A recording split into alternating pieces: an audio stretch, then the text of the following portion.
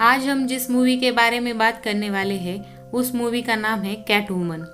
Movie के शुरुआत में ही दिखाया जाता है कि एक कंपनी की कॉन्फ्रेंस मीटिंग चल रही होती है और वो कंपनी एक ब्यूटी प्रोडक्ट तैयार करने वाली कंपनी थी और जिसमें दो ब्यूटी एक्सपर्ट्स होते हैं, जिसमें से एक लेडी थी जिसका नाम था लॉरियल। दोनों ब्यूटी एक्सपर्ट्स उस कॉन्फ्रेंस में ये डिस्कस कर रहे होते हैं कि ब्यूटी प्रोडक्ट को कब लॉन्च करना है और मार्केट में उसे कैसे चलाना है। और उस कंपनी के प्रोडक्ट की जो ब्रांड एम्बेसडर होती है वो लॉरियल खुद ही होती है। लेकिन इस बार जो नया प्रोडक्ट लॉन्च करने वाले थे उसके लिए एक दूसरी लड़की को ब्रांड एम्बेसडर बनाया गया था। जब लॉरियल उस लड़की की पिक्चर देखती है तो वो बहुत गुस्सा हो जाती है, पर वो उसका गुस्सा बिल्कुल भी नहीं दिखाती क्योंकि उनकी एक क्रीम मार्केट में लॉन्च होने वाली थी। इस कंपनी का जो दूसरा ब्यूटी एक्सपर्ट होता है वो कंपनी का मालिक खुद ही होता है और वो बाकी के सारे काम कर रहा था। और वो अपनी कंपनी में एक लड़की को बुलाता है जिसका नाम पेशेंस होता है और उसे आते ही वो डांटने लगता है। वो लड़की ही हमारी मूवी की मेन कैरेक्टर है और वो एक बॉक्स डिजाइन करने का काम करती है। तभी वो ब्यूटी एक्सपर्ट जो कि उस कंपनी का मालिक भी है वो उसे बोलता है कि मैंने इस प्रोडक्ट को जो कि एक क्रीम है इसे बनाने के लिए बहुत पैसे खर्च किए हैं और मैं नहीं चाहता कि मेरा प्रोडक्ट ऐसी बॉक्स डिजाइन में लॉन्च हो जो कि बिल्कुल बकवास है। मैं तुम्हें कल 12 बजे तक का वक्त देता हूँ, तुम मुझे अच्छी डिजाइन बनाकर दो, नहीं तो तुम अपना जॉब खो दोगी।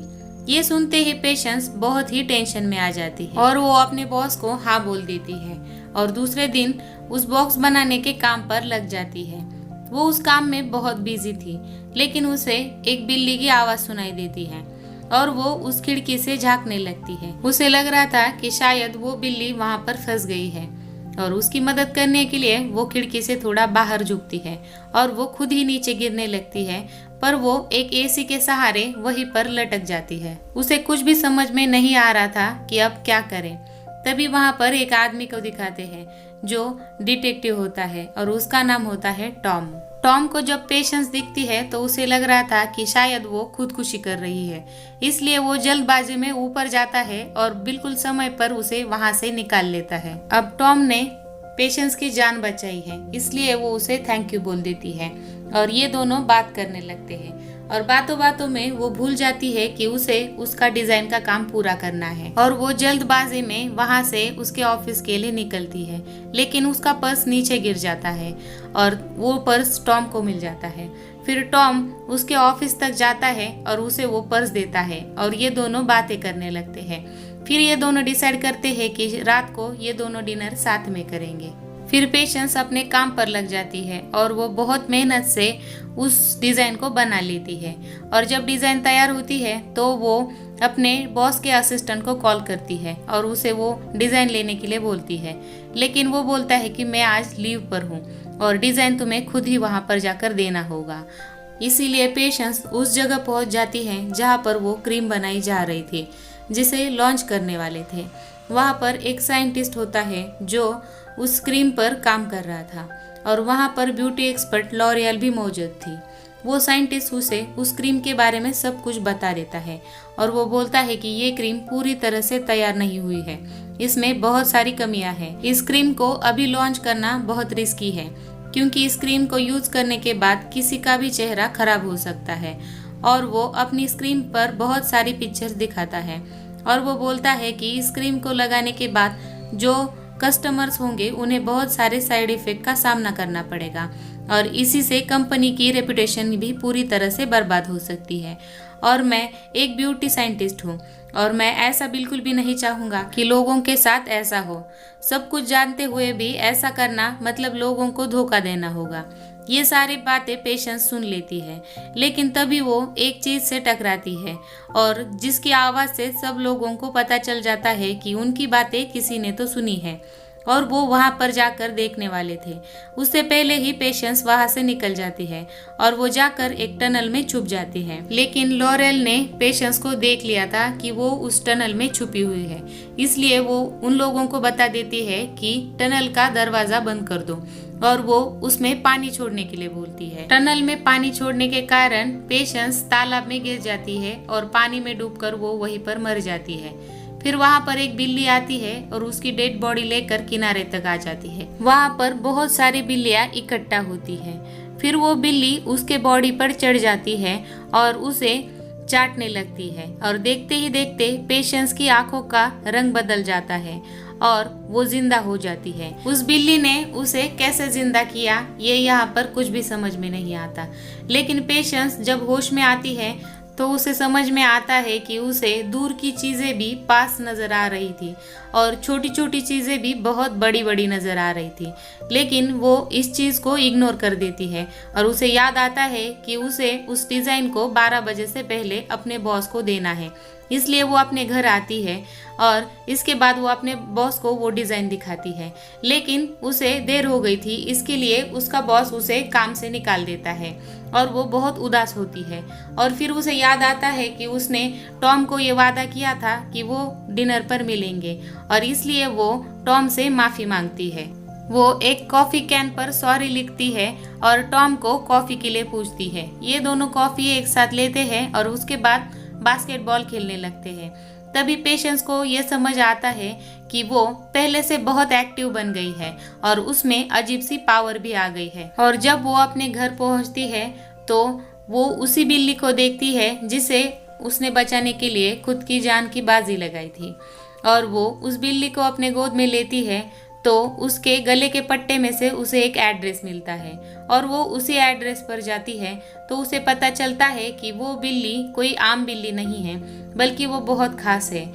ये बिल्ली इतनी पावरफुल है कि वो किसी मरे हुए लड़की को भी जिंदा कर सकती है और उस लड़की में बहुत सारी पावर डाल सकती है। फिर वो बिल्ली के ओनर उसे एक मास्क देती है और उसे समझाती है कि तुम्हें जो पावर मिली है तुम उसका इस्तेमाल अच्छे के लिए करना।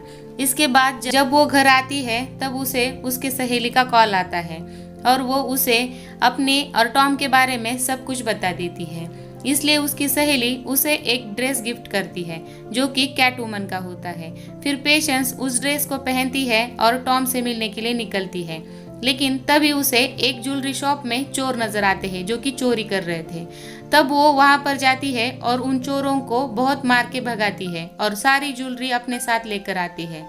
जब वो सुबह उठती है तो उसे ये समझ आता है कि उसने जो किया वो गलत था, इसलिए वो एक नेकलेस को छोड़कर सारी ज्वेलरी एक एनवलप में भर देती है और उस पर सॉरी लिखकर पुलिस स्टेशन पहुंचा देती है और वो अपने सहेली से मिलने जाती है। तब उसे पता चलता है कि वो कंपनी उस ब्यूटी प्रोडक्ट को लॉन्च करने वाले हैं। इसलिए वो कैटवुमन का ड्रेस पहनकर और वो मास्क लगाकर वहां पर पहुंच जाती है जहां पर वो प्रोडक्ट बना रहे थे और वो अंदर जाती है। तब उसे उसी साइंटिस्ट की बॉडी दिखाई देती है जो उस प्रोडक्ट पर काम कर रहा था।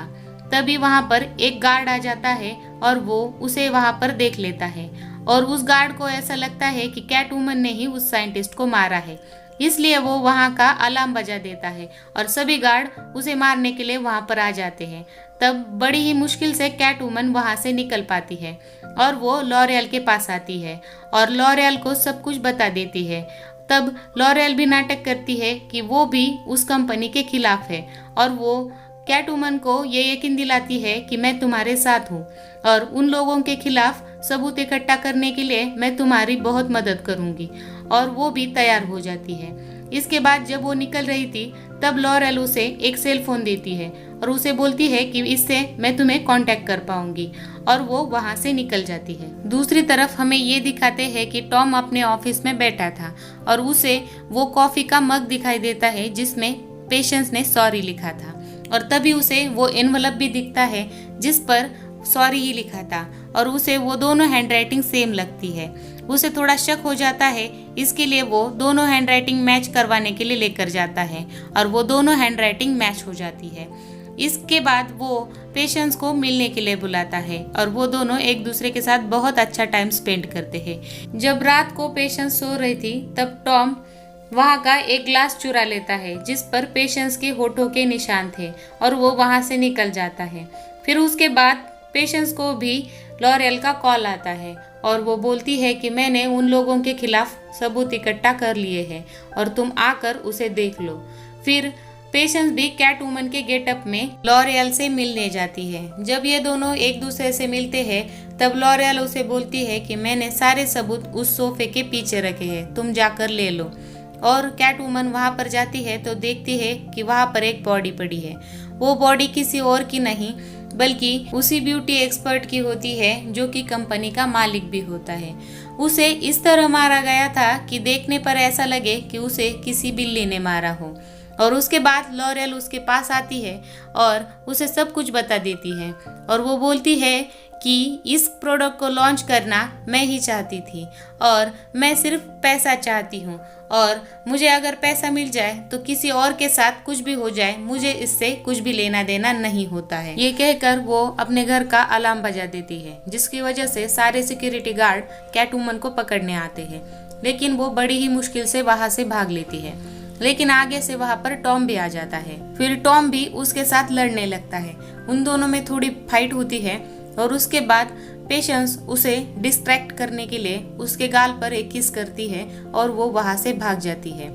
टॉम को पहले से ही शक था, इसलिए वो अपने गाल पर के होठों के निशान और उस ग्लास पर के होठों के निशान को मैच करवाता है और वो दोनों मैच हो जाते हैं। अब टॉम के पास पेशेंस के खिलाफ काफी सबूत थे, इसके लिए वो उसे गिरफ्तार कर लेता है और तब पेशेंस सब कुछ कन्फेस कर लेती है कि मैं ही कैट वुमन हूँ, लेकिन मैंने किसी का खून नहीं किया है। और वो रोते रोते सब कुछ उसे बता देती है। लेकिन टॉम के पास पेशेंस के खिलाफ बहुत सारे सबूत थे, इसके लिए वो उसकी बात नहीं मानता और उसे जेल में दोबारा बंद कर देता है।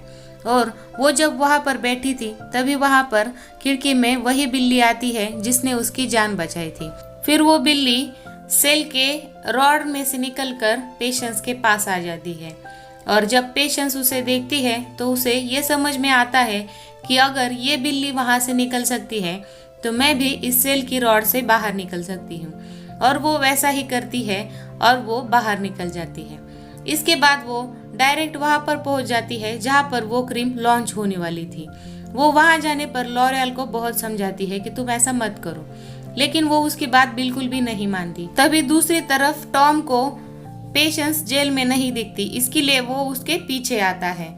और जब लॉरियल और कैट वुमन बात कर रही थी तब टॉम उनकी सारी बातें सुन लेता है और उसे ये समझ में आता है कि कौन सही है और कौन गलत।